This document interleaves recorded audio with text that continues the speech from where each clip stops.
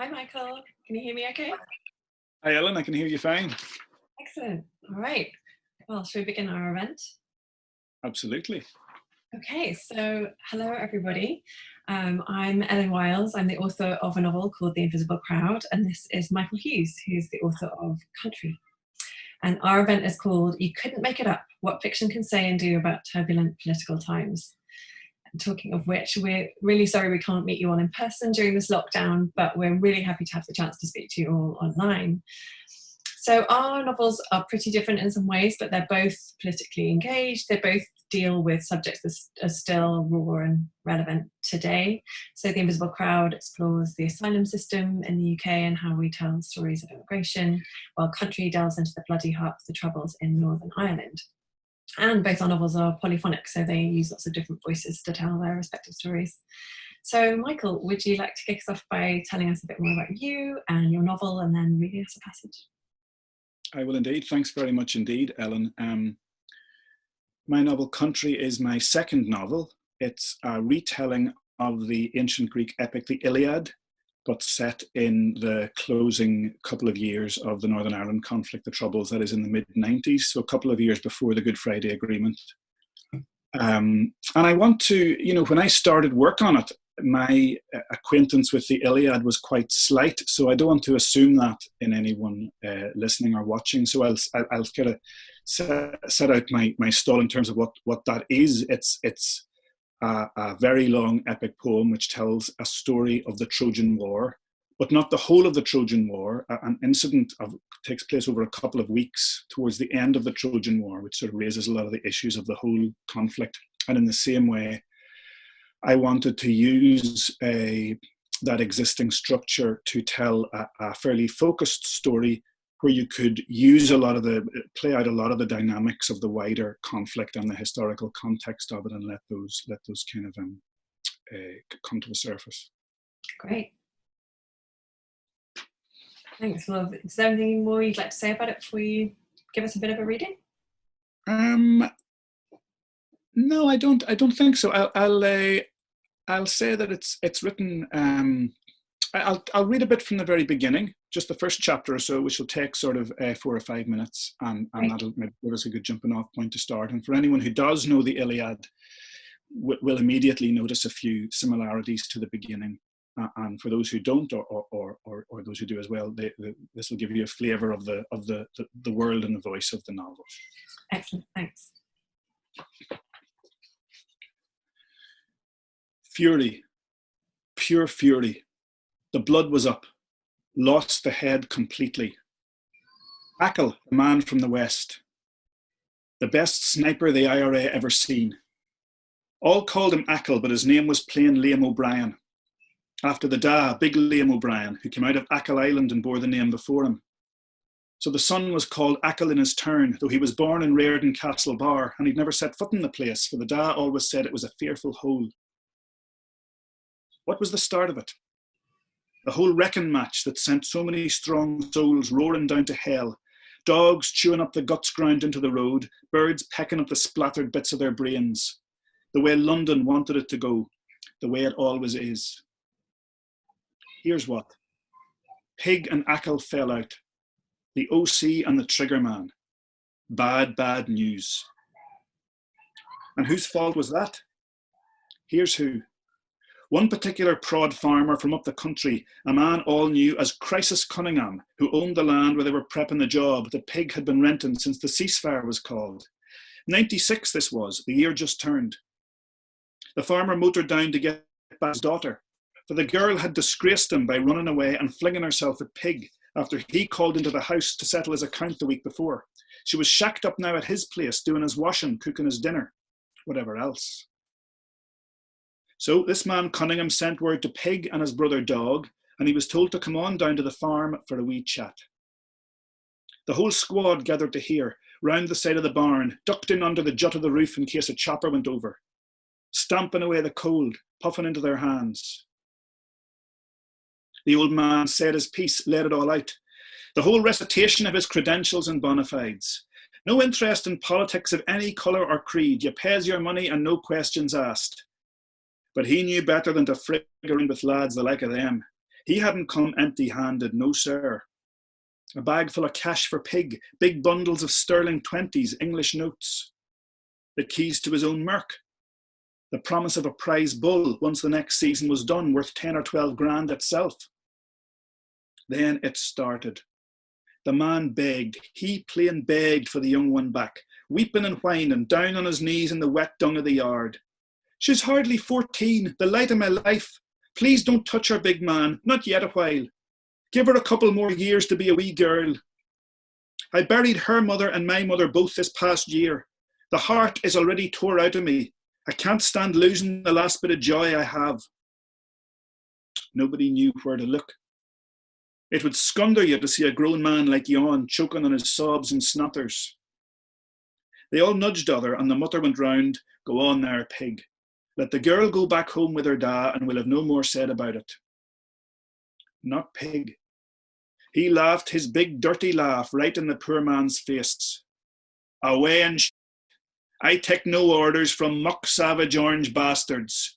The girl stays where she is, and she'll be doing my ironing and plenty besides till her pubes turn grey if I want her to. Now get the fuck out of this before you're carried out. He drew his shirt, snapped off the safety, and away the old man skedaddled, hoofing it down the back lane at a fair old lick. But the minute he got in home, he lifted the phone to a certain individual. You know I take no sides, he says, and I never ask for nothing. But family is family, and I bring in the vote for you here in the townland every election. So this one time, there's a wee favour you can maybe do for me. Brilliant. What a zingy and visceral piece of writing, and great performance as well. So people who may not know this, Michael, as well as being a novelist and a creative writing lecturer, is also a quite well-known actor with the stage name Michael Hughes. So I think we could all tell that performance probably. So that was great. I don't know about the well-known. I've certainly been popped up in a few well-known series, but I'm usually sort of a turn up, for the first 10 minutes or so, and then I'm carried out in a body bag. Well, you had a role in a novel, didn't you, recently? I did. That's true. I was a very, very small part of that. If anyone who saw the HBO Chernobyl miniseries recently, I was the Minister of Coal who went to talk to the miners and ended up covered in grime and dirt. So that was a great thing to be part of. I must watch that, especially now. I remember to mute my side of that bit of the way through, because as well as your evocative reading, there was some evocative shrieking from my kids coming from the background. So if anyone's wondering what those strange noises are while I'm speaking, that's what's going on. The same thing might very well happen here. So Okay, excellent. So I wondered if you could tell us a little bit about how you came up with the idea for this novel and how it relates to your own background.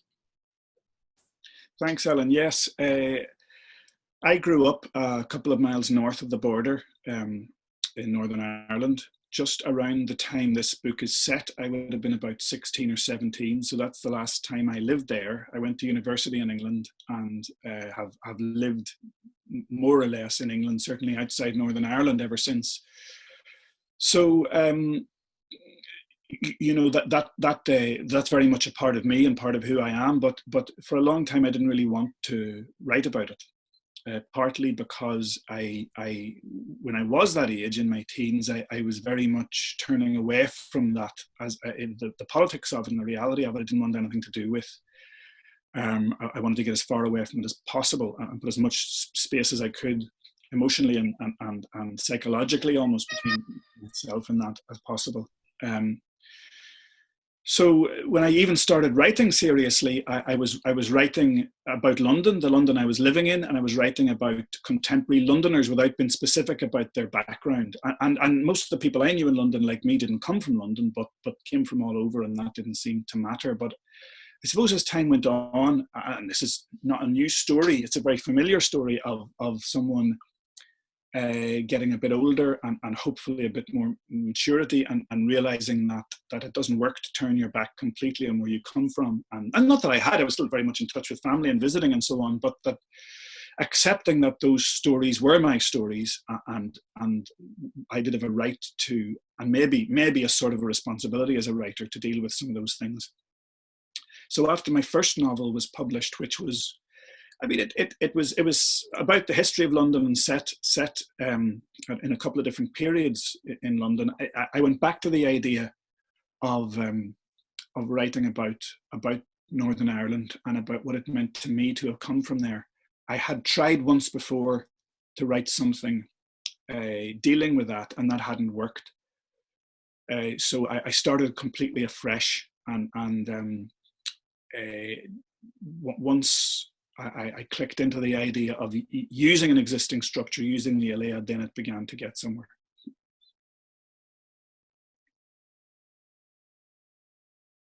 I think you're still muted, Ellen. Oh, yes. Yeah, the shouting has ceased now, so I can speak. Yeah, to what extent does the Iliad inform the plot or structure of the novel? Is it a very loose relationship, or is there quite direct parallels? It's pretty direct, actually. I mean, there have been a number of retellings of classical stories recently. The Silence of the Girls, Pat Barker's retelling of the Iliad as well, came out around the same time as my book, which retells it in the original historical or quasi-historical setting from the point of view of the female characters.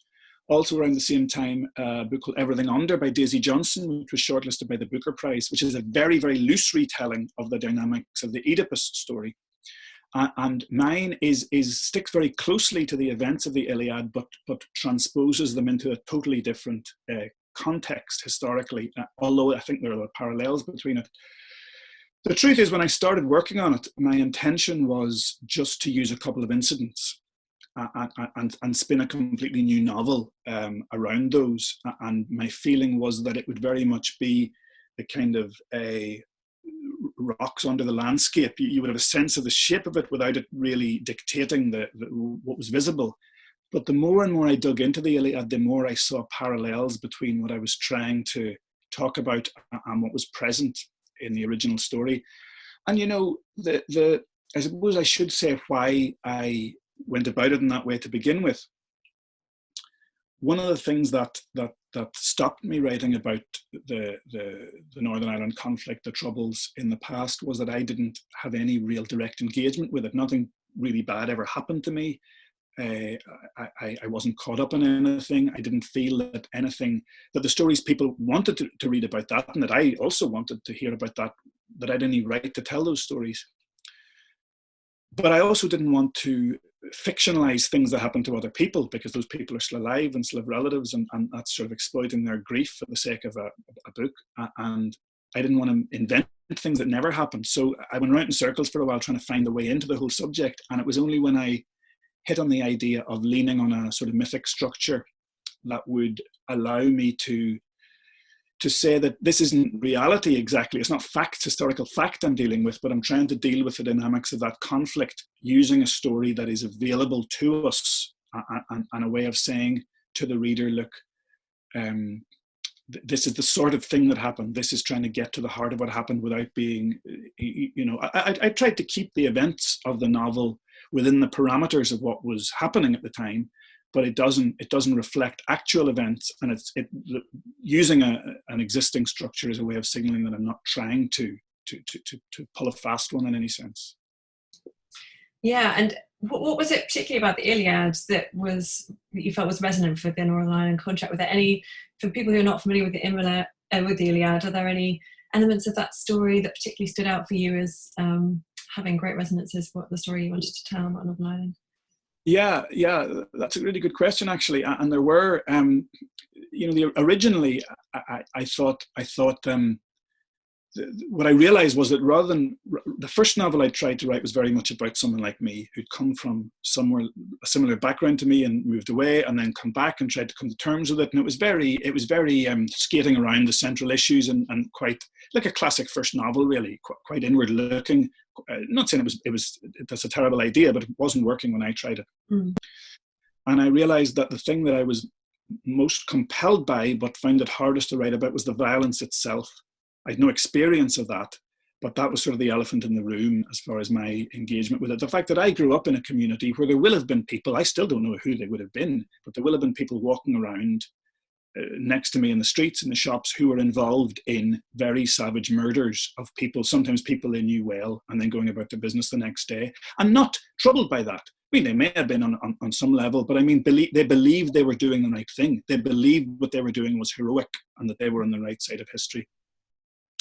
So when I realized I needed to write about armed conflict, write a war novel, basically, I started to read some war narratives, and I really didn't get any further than the Iliad. You know, when I got about a quarter of the way in, and I thought everything I'd need to say about armed conflict is here. It sits behind all war stories. Even the way we understand war itself, I think, is in some ways dictated by it. But separately from that, there were two major things that made a difference. One is that it's about a relatively small group of people in quite a local area, involved in something that's very it's very tied up with local mythologies and local histories, and that idea of a small, tightly knit group of people who are working in a very long running conflict that everyone's exhausted by and that they're trying to find a way out of really resonated with me.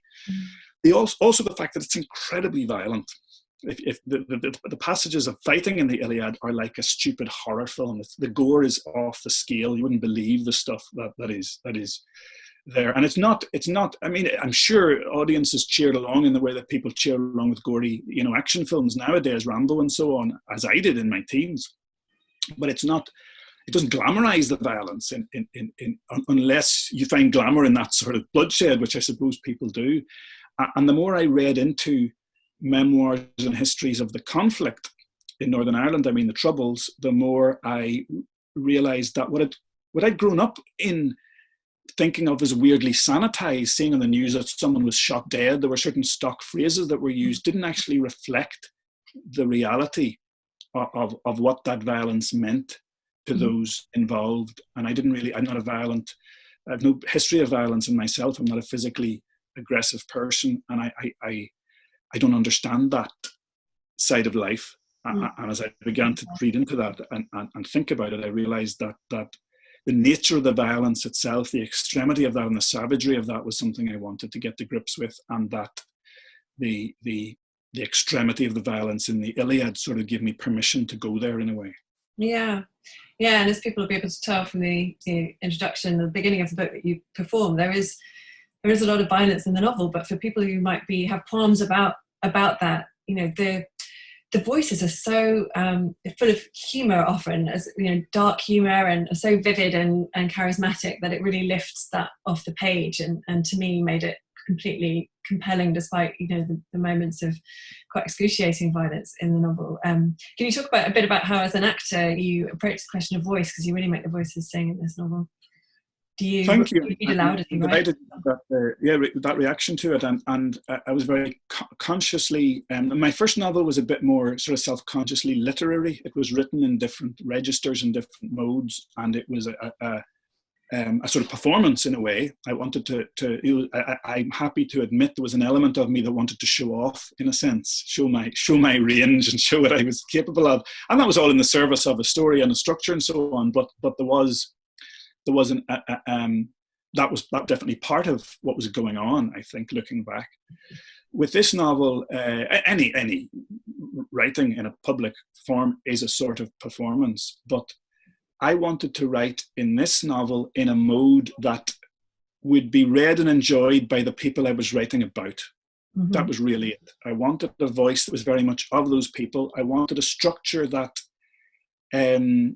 nods to the structure of a thriller. They're very short chapters. The language is very everyday. The sentences are often quite clipped.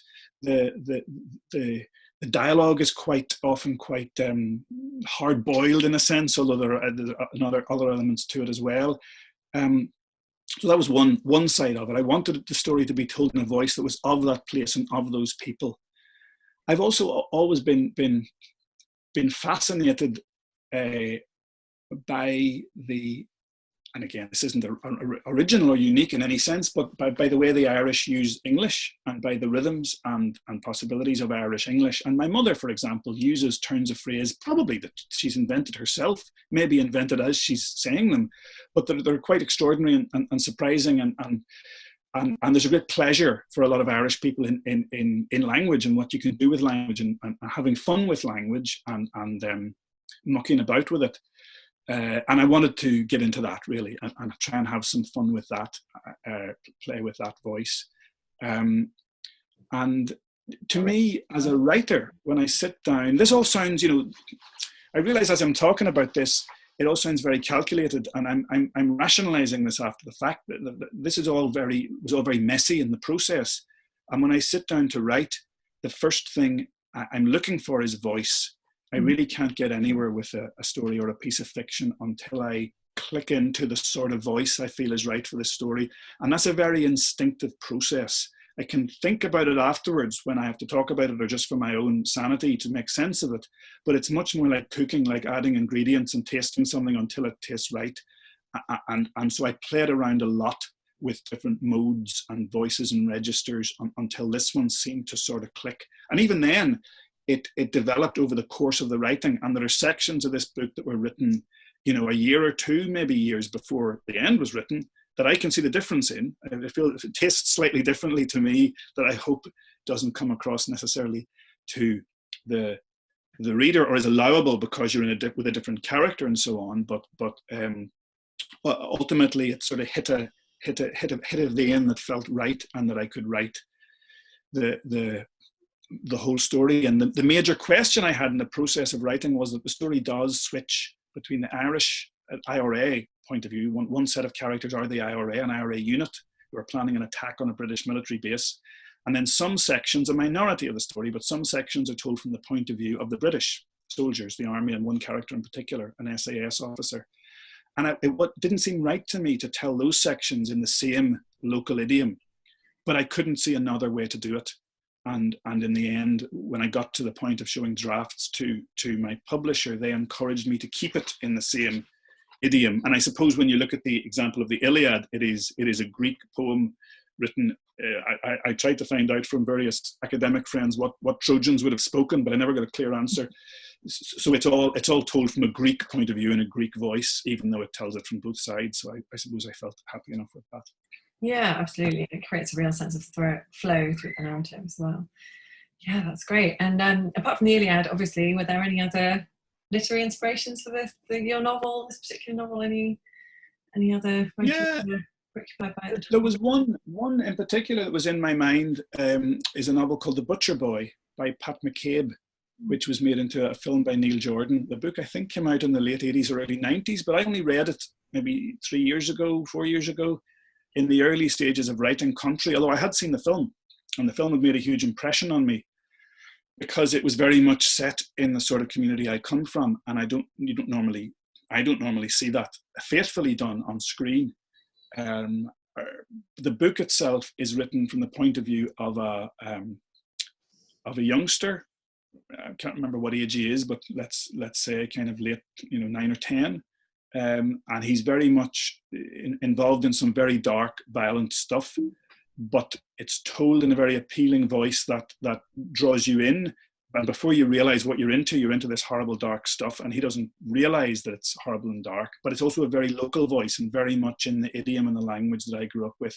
And I think reading that, and although I don't exactly know it was an influence, but I think it was a sort of touchstone. It kind of gave me permission to write in that way, to really go for writing in the local voice and not worry that would alienate maybe a wider readership. Although I was careful not to use phonetic spellings or very often during it. And it's not something I like anyway when I'm reading. In terms of syntax and sentence structure and some elements of vocabulary and mode, I suppose, of address, that really gave me permission to write in that way. And then, as I say, I'm not a great thriller reader, but I did sort of delve into some of the sort of hard-boiled detective fiction and some other thrillers that were around, and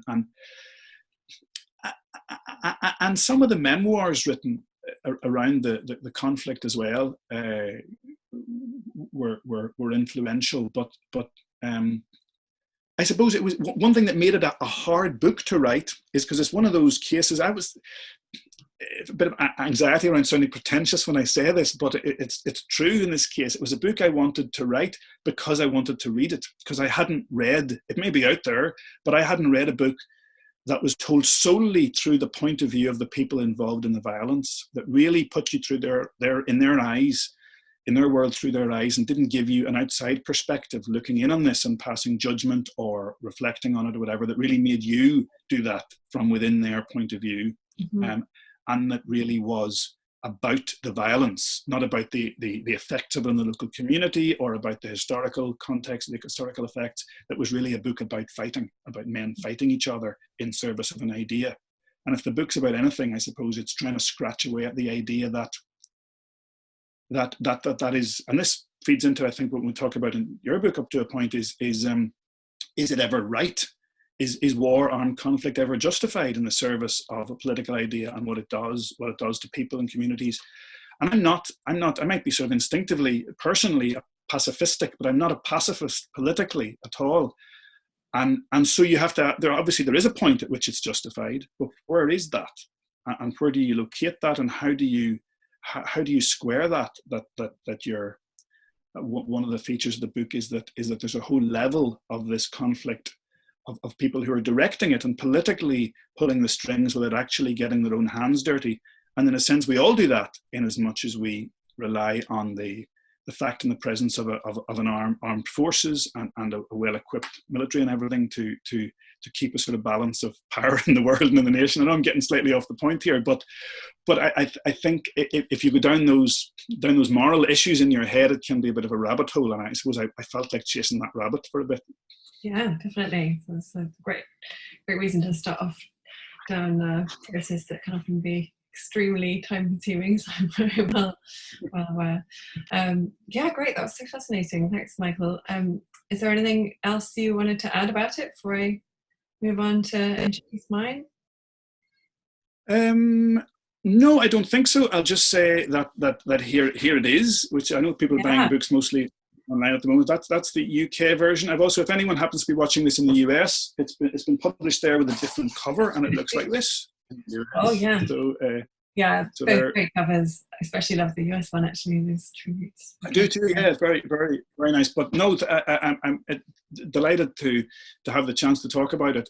The only thing I will say was that it sort of, when I started writing it, it felt very distant from anything current. But by the time the book was published, we were in the thick of the Brexit debate, and the Irish border suddenly became a very hot topic. So it felt suddenly very live again. Yeah, that whole thing has got buried in the news for the time being, but I expect it'll bubble up to the surface again in due course. So ticking bomb, if that's not too on the nose. Yeah. But thank you very much, Ellen. Thanks. Okay, great. Well, so yeah, shall I talk a bit about mine? Yes, please switch it around, and I'll take on the questioning. Is that that sounds good? Excellent. Well, listen, Ellen's going to talk a little bit about her novel, The Invisible Crowd. Will you tell us a little bit about what the story is on the surface, who we're dealing with, what the world of this book is? Absolutely. So, The Invisible Crowd is a novel that's broadly, as I've mentioned, about immigration in our culture and about our views about difference and identity and about who should have a right to live where. So it's about how people's jobs, cultures, families, friends and backgrounds shape their views and assumptions about each other, and how the very briefest chance encounters between very different people, sometimes in the most unlikely of situations, can have profound impacts on their lives. And it's also about narrative and what storytelling can do for good and for bad in this case. So the main character in the novel is called Jonas. He is an Eritrean asylum seeker. He's a man in his 30s who was conscripted to the army in Eritrea, then was imprisoned for writing articles about the regime, which implemented a strict censorship regime, and then he fled the country. So his story runs throughout the novel, but it's not just told from his point of view. There are lots of other narrators too, and they all have very different backgrounds and perspectives. So the imaginer of the novel is a character called Jude.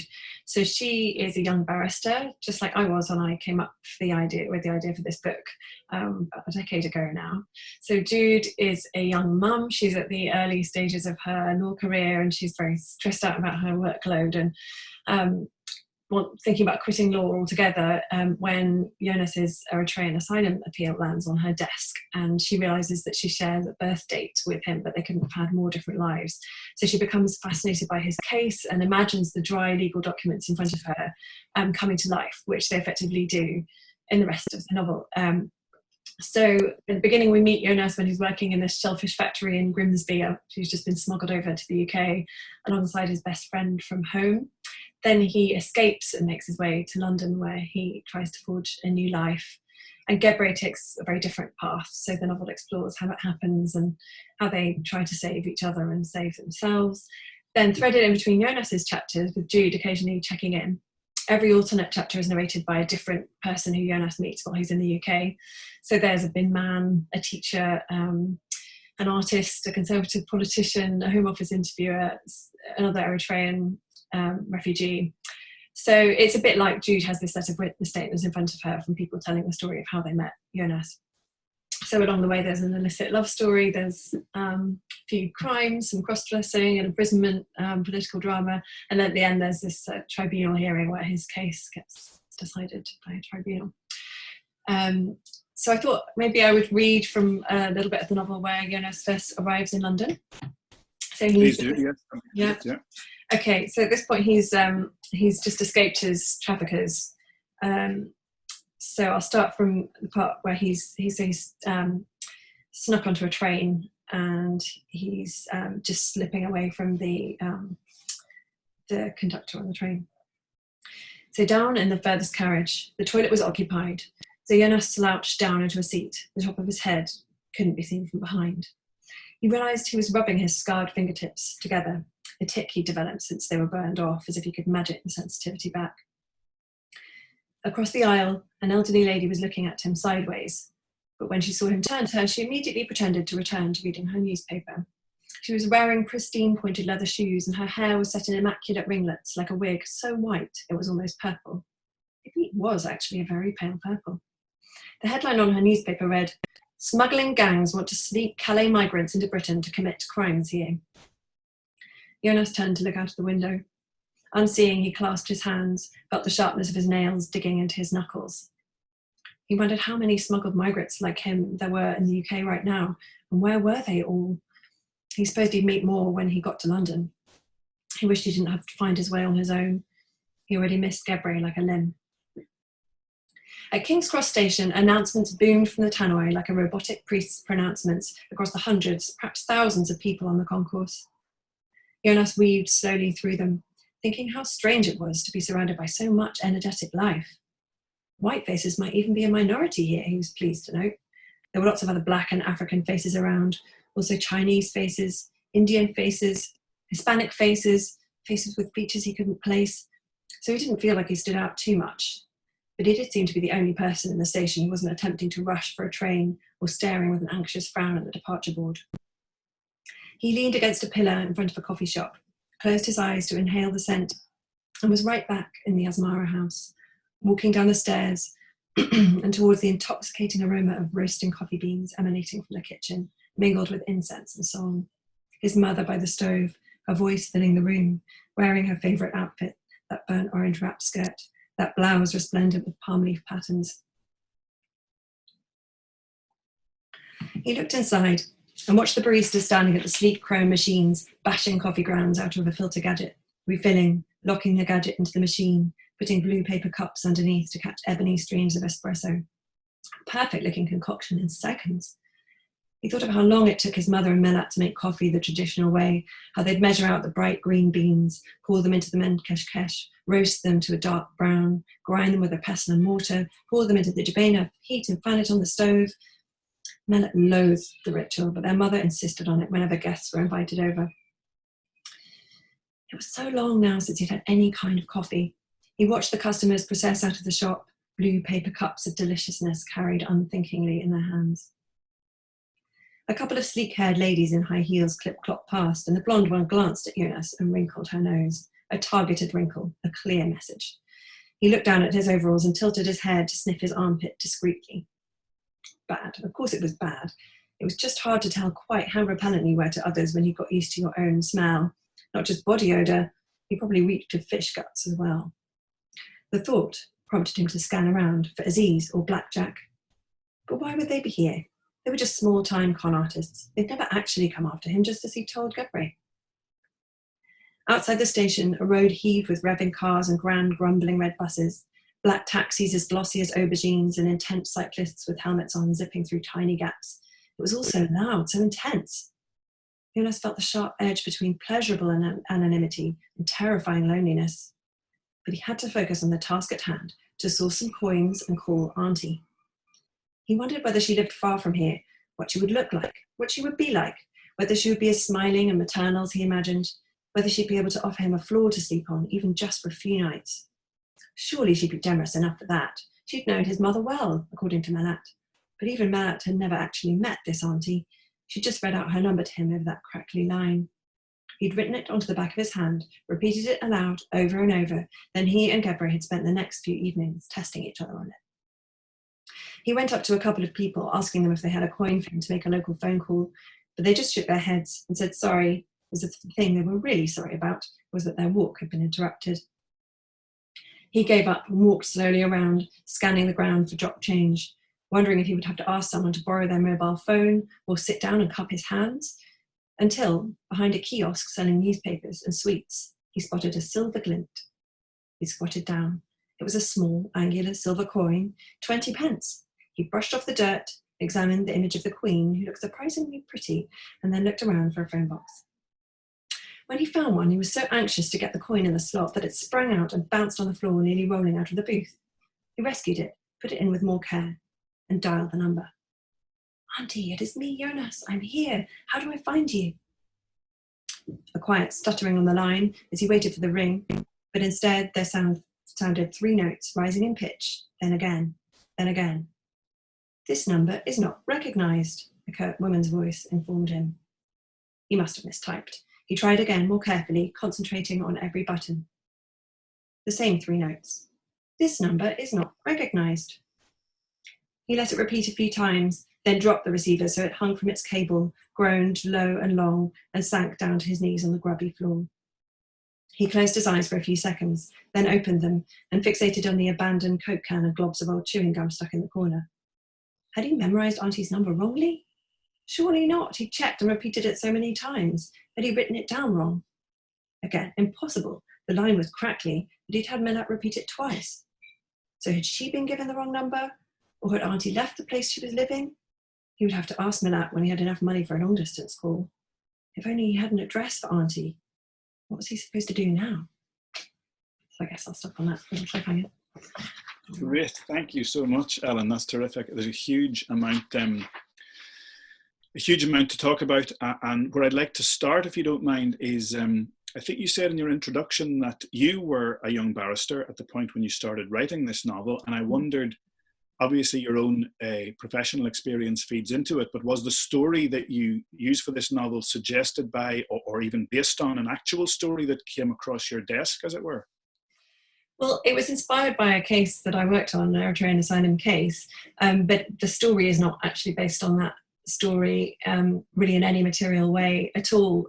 But as I was working on that case, I then, as part of that, I was reading all these other cases, Eritrean asylum cases, about different stories, learning about the country, learning about the people who came from there and the extraordinary experiences that they had in this country that I really knew nothing about. So yeah, there were a few things about the process of working on the case that struck me. So, and altogether, this was a long process. I did start it when I was working on this case, but it was about, a decade later, 9 years later, it got published.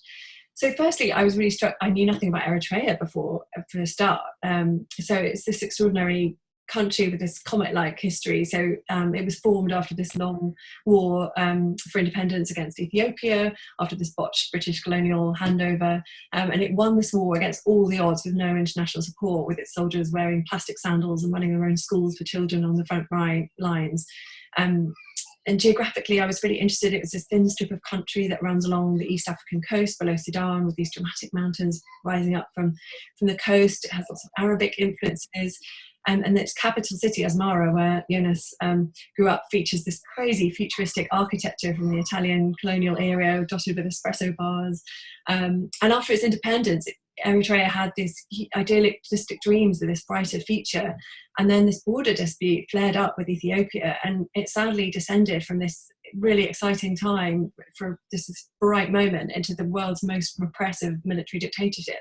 I just knew nothing about that, so I became really fascinated by what it would feel like to be from there with that history and then to escape over here. And then another thing that really struck me working on the case was, I was interested in immigration, wanted to work in human rights, and that was my area of specialism, but I really realised I just didn't know very much about the experience of actually being an asylum seeker in the UK. So not just the sort of dramatic journeys that now we hear more about. At the time, there weren't many of those stories around, but I was really interested to know what that experience of the journeys were like, because they're incredibly dramatic in terms of, for Eritrea, for example, I spoke to this exiled writer who broke out of prison and spent days with no water, crossing across this thorny desert and sneaking through military checkpoints. And some of that has made it into Jonas's story. But what I really wanted to write about was being here when you get to this country you've wanted to get to so much, and you think it's this golden land, and the process of being limbo. And then when you get here, it's the asylum process itself, the legal process and the process you have to go through as an asylum seeker is, it's really torturous, and the aggressive grilling interviews in your story where the immigration officers try to trip you up. And that was something that I went into researching about in the process of the novel, because I didn't find that out from just working on the case. I learned all about the sort of factual stories of Eritrean asylum seekers, but I didn't find out about the other side of, did immigration officers really try to trip people up in interviews? What was their perspective? So I interviewed lots more people and went into that to find out more. But just at first, I was really fascinated by that sense of just being invisible and being so powerless after these great expectations of getting to a country like here. And then another thing that really inspired me was the disjunction of language between the real dramas of asylum seekers' experiences. And on the one hand, I had these legal documents that were in this really dry language that was limited to the facts, but didn't tell you what it really felt like to be there. And then on the other hand, there were all these really sensationalist tabloid headlines, always really vitriolic, painting asylum seekers as liars and scroungers swarming around like an infestation. So that just felt so far from the truth as well. So I just felt, I was a keen reader. I was looking around for novels to read about this and didn't find any. So a bit like you, I ended up writing the novel I really wanted to read. You've begun, I think, to answer what I was going to ask you next, but I'll put it to you anyway, which is that you said as someone from your own background coming across a case like this and these issues, you could have chosen to write from the point of view of the lawyer, of a character you can easily access and have feel a sort of sense of authenticity with that perspective, or you could have jumped imaginatively into the mind of someone in that position and take that leap, and you actually decided to do both, and in fact to bring in all these other voices as well. Was it obvious to you how to approach the story, or did that come about through trial and error and a process of attempting different things? Yeah, it was a bit of trial and error. I initially thought about starting it as a dual narrative between the sort of barrister character and the asylum seeker character. But then I certainly didn't feel that it was my place really to tell the story just from the point of view of an asylum seeker whose experience I didn't share, but I really did feel that more humane stories about asylum and immigration culture needed telling, and stories where the point of view of asylum seekers wasn't marginalised was key to the story. So I wanted to include both those points of view, but I felt, that having a diversity of points of view was really interesting here, because somebody, thinking from putting myself in Jonas's shoes and imagining that journey, all the people he would encounter along the way would have such different opinions. Somebody like Jude and like me was sort of motivated, in Jude's case, to represent him, and was motivated to be quite sympathetic and interested, but then there would be other people who would encounter who have very different points of view. And part of what I wanted to do, I'm also an anthropologist as well as a novelist, and I was interested in that culture and how the asylum culture works and all the different people and points of view and roles that occupy it. So I thought it would be, if I wanted to write about this system, I thought it'd be an interesting challenge to try and represent a wider range of points of view. The mechanics of piecing it all together was pretty tricky. What I was going to ask, not so much about piecing it together, but about what were the particular challenges about inhabiting a point of view that it is not your own, however much, is it a question of doing research and sort of cherry picking bits and pieces, or just thinking your way into a situation? How did you approach that? Yeah, I mean, I think to an extent, both. I mean, I did a lot of research. So I interviewed a lot of different Eritrean refugees and asylum seekers. I went along to Eritrean churches and events in London. Then I interviewed, Home Office interviewers and all sorts of people whose point of view I was exploring in the novel. And, without that, I felt I got so much rich insight into the experience from that I was able to weave in different ways into the novel. So I wouldn't have felt that I could have represented something that felt real and meaningful when it was such a big step of imagination. But then ultimately fiction is all imagination, and this isn't. And I really feel strongly about the power of fiction to allow writers and readers to step into someone else's shoes. And I think that being able to, if you're only writing from your own experience, everyone's essentially writing autobiography. And I think particularly when you're thinking about political issues like this, when there's such a lack of understanding between people who come from such different places and points of view, that taking an imaginative leap into a different character's shoes is a really powerful and important thing to do. So yeah, I wanted to try and get the best of both worlds by representing. Absolutely, and you say the issues you want to dig into. Absolutely, but the minute you say asylum seekers, you're into a different sort of politics, and it's one of those hot button issues that can immediately polarize people in terms of a sort of a reflex that they have to without maybe much thought to the issues around that. And I assume, like anyone, you had your own sort of politics towards that issue, your own assumptions, your own understanding of it.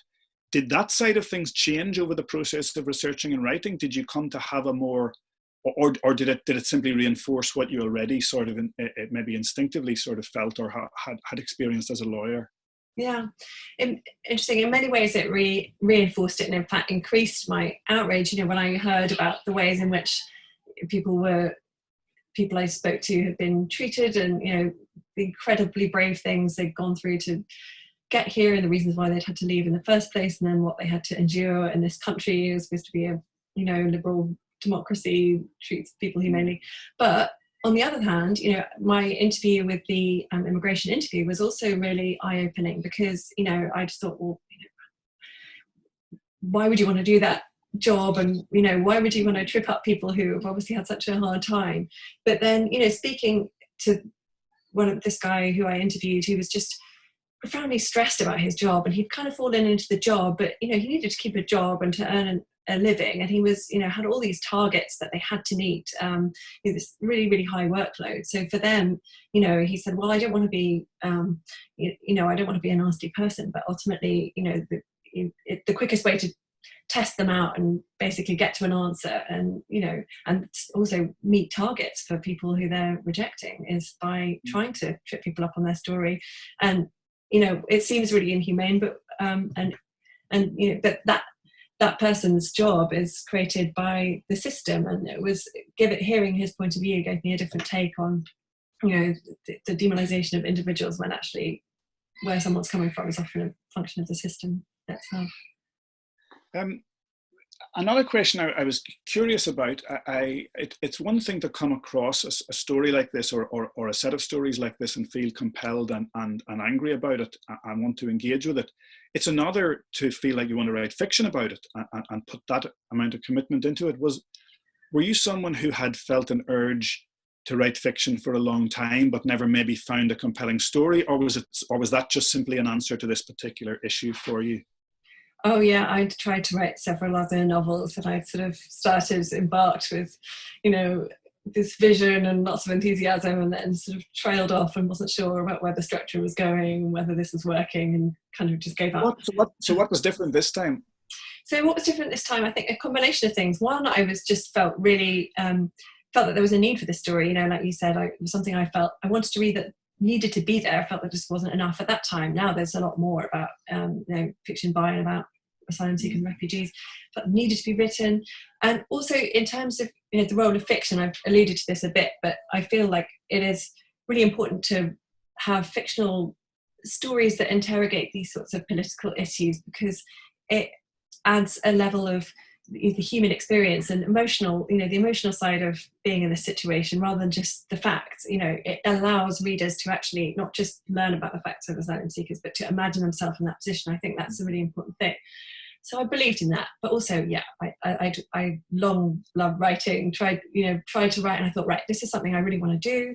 So I started it, then realized, I kind of want to know more about this. So at that point, I started doing some writing courses, and then I ended up doing an MA in creative writing, and I was still working as a barrister, and, I ended up writing another book along the way. So it all got strung out, but that original motivation stayed the same. And you're no longer working as a barrister, is that right? That's right. Yeah, no, I finally quit in 2015. I think it was after. And was that a big decision to make, to devote? Because you say we need fiction about to help us understand these issues. I absolutely agree, but we also need intelligent, engaged barristers who are fighting the good fight. From that point of view, was that a hard decision to make? It was a hard decision to make, and it's a career that I'd also worked hard to get to and enjoyed in many ways. But ultimately, there were a lot of brilliant, engaged people also doing it, so it's not as if there's a deficit there. And I just felt personally that I was more pulled to try to write about the human experience and to write creatively than I was to write legal arguments. Much so, I enjoyed doing that, and it has its own value. The other question, actually, I sort of made the lazy assumption that it's easier to write about someone quite like you, but maybe that's not the case. What was the experience like of writing a character who was on the surface close to you? For example, did you have people or family reading it and assuming that was just you, or was it just you, or was that a different challenge? Well, I think there were enough details in there that sort of made clear it wasn't me. I mean, I suppose at the beginning when I was writing this novel, I didn't have children, for example, and actually this character having children emerged partly as I did have children, but then that element didn't translate to who I was when I first started writing this book. So I mean, I think most of one's fictional characters have elements of yourself in them, even if they're not they don't appear to tick many of the boxes that characterize who you are from other people's point of view. I feel like most of my characters anyway have elements of me in them, so in a way it's just a spectrum. But was it obvious how to frame that? Because I've been working recently on something that's rooted in a world much closer to the world I know, and one of the things I've found is not so much trying to shove stuff in there, but trying to take stuff out. That there's so much you could put in. Trying to choose what's representative or what to put in there is difficult enough. Yeah, no, very difficult. And with this novel, there was an enormous amount of cutting involved because writing all these different voices. I ended up slashing a lot and just picked the parts that felt the most relevant. Do you do that too? Are you a slasher, or are you do you sort of build a knob and then expand? I think what I do, to be completely honest, what I end up doing, my only really, I'm a bad writer in that, first of all, the stuff I write is bad, and it takes a lot of work to make it be any good. Yeah. And I do a lot of rewriting. Second thing is I spend a lot of time not writing. Right. And the days that I actually write, I get some stuff down. And there comes a point in the process when I realize that those bits of stuff I've written are going to be it, and they tend not to be sequential. I tend to have run towards the bits I'm excited about or the bits I feel most compelled with. So I end up with these bits, these scenes, and the major process is making a book out of those and stitching them together and building a sort of scaffolding that will hold them together, but look like it's all part of the same thing. Much like anyone who's ever had sort of extensive building work done, there comes a depressing moment in my experience when you look and think, it's just a load of bricks and wood. That's all it is. Yeah. But you try and make it look like something beautiful or special or that reflects your personality or whatever. Yeah. But actually, it's just a load of stuff stuck together. And do you write those bits knowing what the overall architecture is, or do you create the architecture out of the bits? I mean, I tend to start by having what I think is going to be the outline structure and then working through it and maybe doing bits along the way, but just try and be open-minded that structure might just eventually change as the novel Does the writing Yeah, take you somewhere else? absolutely. Is that? Exactly the same. Yeah. I always think I know where I'm going, but that always changes along the way. And the experience I've had, I don't know about you, has been quite a lot of intervention from my agent and the editor at my publisher. At the point when I thought it was finished and it was all done, then you know, someone telling me that there's a lot that needs to be changed, and I'm doing a lot of work at that stage, which I'm usually quite resistant to, but always makes it better. What about you? What was your experience of dealing with a publisher and being published and becoming a writer? As you said, that's something you'd sort of felt was important to you for a long time, and finally to have a book out there with your name on it. Yeah, no, absolutely. It's I mean, you know, it's a great feeling, but it's also quite, you know, anxiety inducing. You know, you kind of look forward to having your book out in the world, and then you suddenly think, oh gosh, people are going to read this. They're going to hate it. Yeah, so that's a bit daunting. But the actual process of the editing process, I found really rewarding, especially with my my editor at the publishing house, who I felt was just a really sympathetic, intuitive editor who got what I was doing. So that side of the process I felt was really helpful and made the novel better than it had been. Yeah. And finally, can I ask a little bit about what you might be working on next or now? Oh yeah, you can. I'm writing a novel that's very different. It also has a legal element, but it's perhaps even more in the background, but it slightly drives the story. It's more about motherhood, which is something that I have experienced over the last 5-6 years. And it's about female friendship, and it's about the families we make, as well as the families that you know, that are handed down to us or that are expected, and about fertility and explorations in unconventional families. They're the broad themes, I would say. Yeah. How about you? I've been working, like I said, on a much more kind of domestic novel, rooted in my own not my own experience exactly, but in my own world. You know, the kind of London middle-aged, relatively comfortable suburban world that I've ended up in. And I suppose it's a sort of answer to the question of, I'm someone who probably at various ages nursed some quite outlandish fantasies of what my life might be like. And I sort of then woke up quite startled to discover it was extremely conventional and wasn't going to change. And again, that's a very common experience for a lot of people. And in a way, it's many ways it's a result of a series of choices I've quite consciously made. But I think I wanted to dig into that really. How do you end up making those choices that define what your life is going to be? And a lot of that has to do with what priorities you allow yourself to have professionally and personally, or artistically, or in terms of relationships. So it's very much about that, and I've two abandoned novels in my drawer, which are both essentially relationship stories, and I wanted to have another go at that. So basically, what I'm trying to say is it's a romantic comedy, and it's about. We all need those right now. Well, indeed, it's two stories really. One is a kind of story over a few decades of one relationship, and another is about someone who's in the early stages of their life trying to get that going. So that's what I've been working on.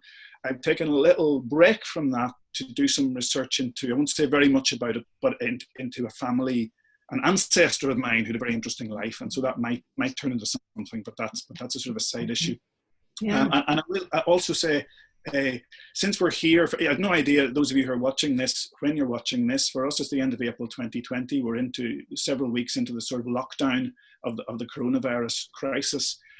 We're here with our books behind us, and you know, behind the camera is all the kind of dirty plates and laundry that you can't see. So, how are you coping, Ellen, book-wise? What have you read that's really got you going, or have you found it hard to read? Has there been anything you've gone back to or you've discovered that's helped you in these strange times? Good question. I have found it really hard to find the energy or time to read, because I'm spending half my day homeschooling my two young children, and another half of the day doing quite a bit of my university job work, as well as trying to finish my next novel. But the things I have read that I found to be fantastic and would really recommend to others, particularly for right now, actually, in during these lockdown years, into that. One of them would be Jenny Offel's new novel, Weather, which is just splendid. I think it's recently been Prize shortlisted. It's a devastatingly relevant book, so it's about musing over the likely doom of humanity, but it's also really humane. It's very witty and intelligently written, and for people who in my situation are feeling time poor and like the energy, it's written in her characteristically aphoristic style with these very short sections, so you can just take little bite-sized chunks which are all just perfectly written and then just put it aside and pick it up again. So I really recommend that. And as something completely different, on audio, I had listened to a series of books I devoured as a teenager and I've come back to, called The Cazalet Chronicles by Elizabeth Jane Howard, which is a set of 5 books, which is about this family, this declining upper class family, during World War II, and a lot of it is about the experience of being confined, in their houses during the war, and that experience which has resonances for right now. And so it's really the opposite of Jenny Offal book, because it's this tome, it's this great yarn, and it's really soothing and mesmeric to listen to, an audio version. So I'd recommend that too. And one more to recommend on a different note would be Kylie Reid's new novel, Such a Fun Age, which is just very entertaining, also really relevant to contemporary. Such a Fun Age by Kylie Reid, American novelist, and it's really relevant to contemporary debates about race and equality in the US, and it's very entertaining read too. So yeah, how about you? Your top lockdown? Well, actually, I've been doing some listening as well. I've always been an audiobook skeptic and had the weird feeling that you weren't properly reading a book if you were listening to it, and I also always found it hard to kind of stay tuned in. But having done, I should also, as a little plug, say that I as someone with a background in acting, have done the audiobook of my own novel, Country, which is out there through the usual channels. But that made me think much more about the form and kind of overturn my skepticism up to a point. So I had another go. And one of the kind of great classics I've never managed to read in print is Anna Karenina. And I made 3 good attempts to read it. And I was always loving it. I was always really enjoying it, really invested in the characters, really enjoying the writing. And I would just grind to a halt. I couldn't get through it. But I finally, on the 4th attempt, got through it on audio. The Audible version available on Audible, read by an actor called David Horowitz, who I've actually worked with as an actor and is a fantastic actor and does a wonderful job of bringing the story and the characters to life. And if that's a book you've never managed to read and the audio thing appeals to you, I can heartily recommend that. It absolutely kept me going in the early weeks of this business like a great soap opera. I just couldn't wait to get back to it to find out what was happening to these people next. Oh, brilliant tip.